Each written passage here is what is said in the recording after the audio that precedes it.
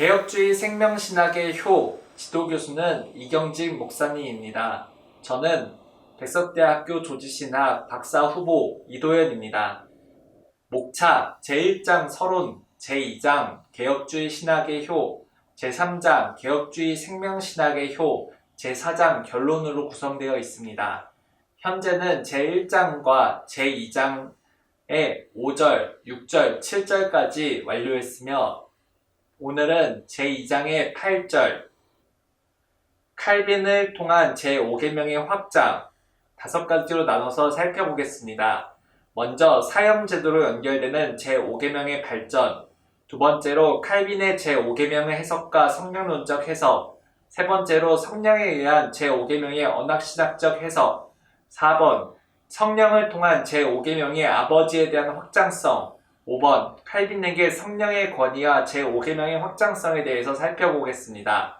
사울이 그의 죽임 당함을 마땅히 여기더라. 그날에 예루살렘에 있는 교회에 큰 핍박이 나서 사도 외에는 다 유대와 사마리아 모든 땅으로 흩어지니라. 사도행전 8장 1절 말씀입니다. 칼빈은 하나님의 권위를 끌어내리려는 시도를 할 경우 그 자체를 무가치하고 어리석은 행위로 평가한다. 사울의 큰 핍박은 오히려 디아스포라를 형성하며 복음 전파에 도움이 되었다. 이렇게 핍박하는 권위자들도 제5계명의 적용 대상에 포함된다. 주의 계명들이 심히 넓으니이다. 시편 196절 말씀처럼 다윗의 말은 제5계명의 적용 범위가 매우 광범위함을 강조하며 위정자를 부모라고 부른다.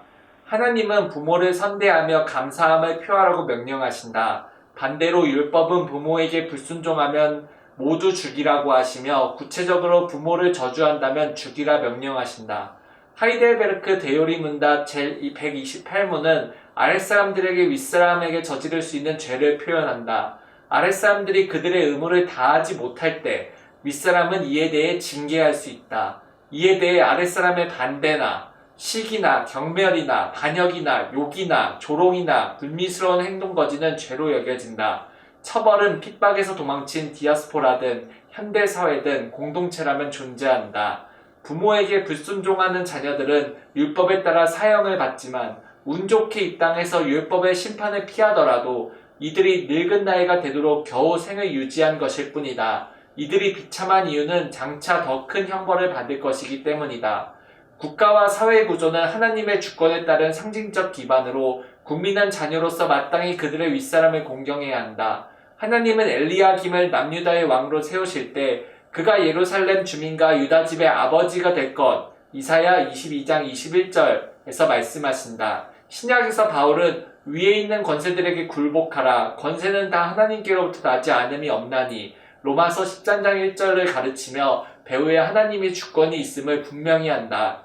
칼빈은 하나님이 부모와 지도자에게 공적 책임과 직무를 위임했기 때문에 그들을 공경하는 것은 곧 하나님의 명령에 대한 순종으로 본다. 신약에서 예수님은 십자가 위에서 어머니 마리아를 사도 요한에게 맡기며 구속의 사역 속에서도 효의 본을 보이셨다. 성경은 제5계명의 적용 범위를 혈연관계를 넘어 혼인을 통해 맺어진 어른들도 부모로 간주한다. 이 원리의 저변에는 그들의 권세가 하나님으로부터이기 때문이다. 정당한 통치 권력에 순종하며 하나님께서 세우신 질서인 제5계명의 정신을 실천하는 태도를 요구한다.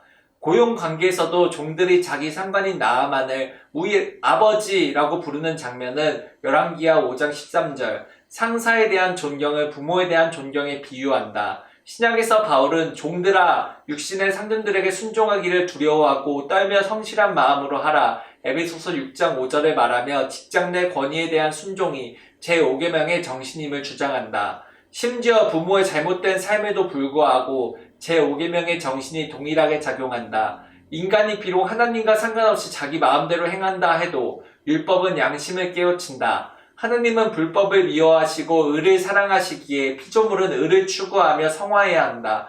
이를 실천하는 것이 바로 제5계명을 현대적으로 적용하는 것이다. 우리의 무능력의 근원은 사실상 아담의 타락으로부터이며 피조물은 창조주의 뜻을 제대로 실천하지 못하고 심지어 창조로부터 자녀라 불릴 만한 가치도 없다. 율법을 성취할 수 없는 무능력하고 무력하다는 것을 인정한다면 우리는 안식처인 하나님의 자비를 향한다. 그럼에도 불구하고 성도에겐 부모뿐 아니라 사회 모든 영역에서 하나님이 세우신 권위에 순종하는 포괄적 삶의 태도를 요구한다. 급속한 세속화로 경시분조가 나타날 때 존중의 원리를 재발견하는 것은 윤리회복과 제5계명의 성년론적 해석의 중요함을 나타낸다. 권위에 대한 순종은 단지 복종이 아니라 기독교 공동체 안에서 사랑과 존경, 감사로 드러나는 실천으로 보여야 한다. 성령은 공동체 안에서 제5계명의 권위에 대한 인식을 새롭게 변화시킨다. 하나님과의 올바른 관계 속에서 성령의 조명을 받는 삶은 세대 간 생명의 질서를 회복시킨다. 한국 교회 맥락에서도 제5계명은 교회 내 질서 체계를 바르게 세우는 토대가 된다. 목회자와 장로 등 영적 지도자들을 존중하는 풍토는 교회의 하나됨에 필수적이다. 물론 한국 교회에서 권위의 오용과 같은 부정적 사례들도 있기에 권위에 대한 건강한 식별이 과제이다. 하이델베르크 교리문답 104문은 제5계명에서 내 부모를 공경하라는 명령을 다루며 관련 성경 본문을 면밀히 검토한다. 율법은 궁극적으로 하나님 자신의 기쁨을 위한 것이며 하나님의 뜻이 이루어진 것 외에는 어떤 예배 형식도 하나님께서 받지 않으신다. 따라서 인간이 하나님께 인정받고자 새로운 형식만을 추구하는 외형적 예배를 경계해야 한다. 특히 인간은 끊임없이 새로운 허례허식을 만들었기 때문에 주의해야 하며 대표적으로 비종교적인 로마 가톨릭의 미사가 있었다. 이와 대조적으로 일제감정기와 한국전쟁 동안 손영원 목사는 제5계명의 정신을 구현한 대표적인 성령의 사람으로 예화원교회에서 한센인 신자들을 지속적으로 돌보아 한국교회의 본이 되었다. 그는 성령론적 효실전의 표본으로 개혁주의 생명신학이 추구하는 순종을 통한 생명의 회복을 구현한 인물이다. 영적 지도자는 섬김과 사랑의 본을 보임으로써 하나님께서 맡기신 의무를 다해야 한다. 제5계명은 단지 가족 간의 도덕 윤리가 아니라 영적 질서를 세우는 기초로 간주되어야 한다. 개혁신학의 관점에서 볼 때 인간은 성령에 따라 살게 되면 그에 대한 상을 요구할 권리가 전혀 없다. 하나님의 상급이란 우리의 순종에 따른 것이 아니고 모든 것이 은혜라면 상급은 사실 정당한 요구이지도 않다. 그럼에도 불구하고 하이델베르크 교리문답 제133문은 제5계명을 더 잘 지키기 위한 약속이 덧붙인 것을 강조한다. 약속 있는 첫 계명, 출애굽기 20장 12절과 에베소서 6장 2절과 3절로 제5계명이 언급되기 때문에 이 계명을 지킬 때 네가 잘되고 땅에서 장수하리라는 하나님의 축복은 나아가 하나님 사랑까지 연결된다. 성경에서 말하는 공경의 개념은 매우 폭넓은 의미를 지니는 것으로 윗사람에게는 단순히 존경만이 아니라 각자의 위치에 따라 받을 가치까지 섬기라는 것이다. 이를 위해 제5계명의 신학과 윤리를 체계적으로 분석할 필요가 있다. 신론에서 순종은 하나님께 대한 순종과 연결되며 이를 어기는 것은 하나님이 세우신 질서를 거스르는 것이다.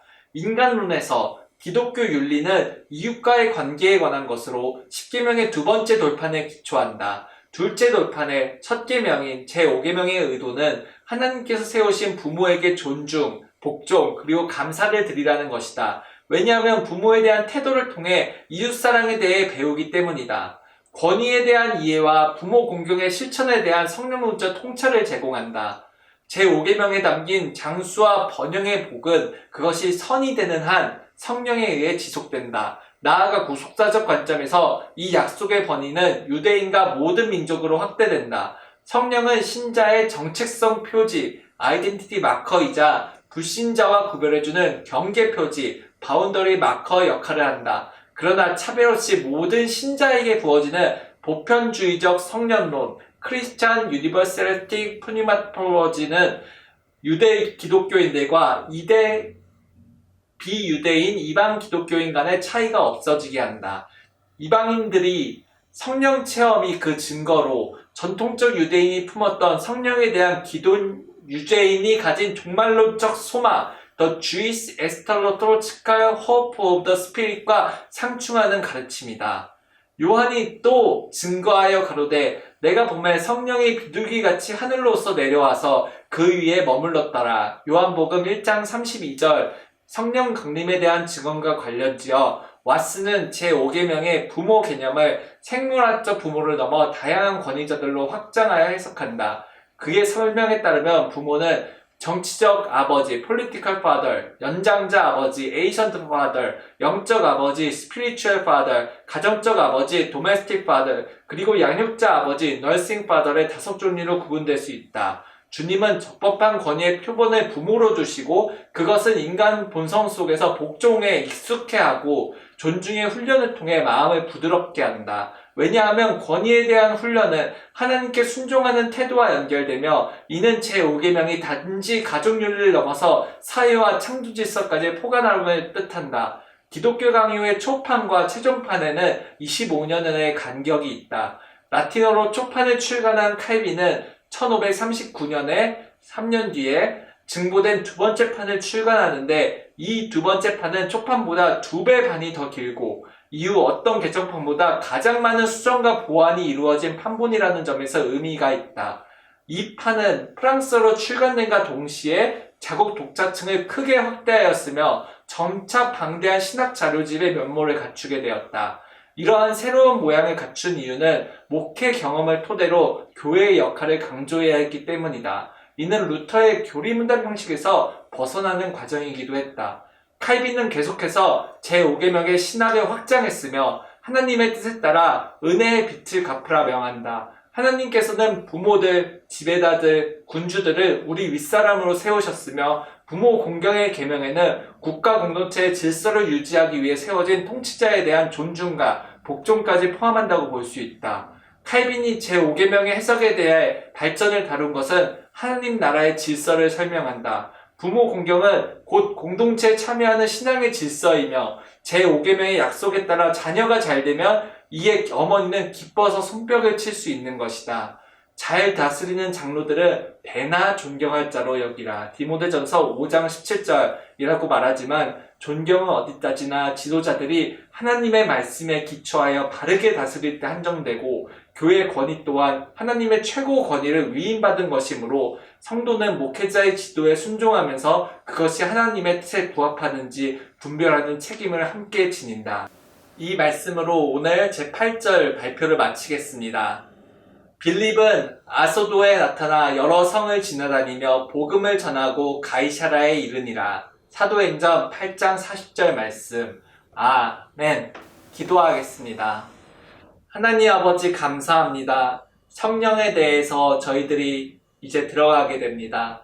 제5계명 그저 부모님 말씀을 듣는 것만이 끝이 아니라 그들이 여러 가지 아버지의 모습으로 우리에게 여러 가지 공동체에 관한 합법적인 질서와 순종을 통하여서 우리가 서로 상호 간에 존경하고 존중하며 서로의 인격을 키워주는 영적 지도자의 역할을 감당할 수 있도록 주님께서 우리 모든 영적 지도자들과 그리고 모든 신도들, 성령을 받은 모든 사람들, 그리고 이 세상 모든 하나님의 종들에게 은혜를 베풀어 주시옵소서.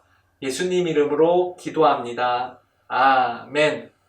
오늘은 2025년 10월 8일. 감사합니다.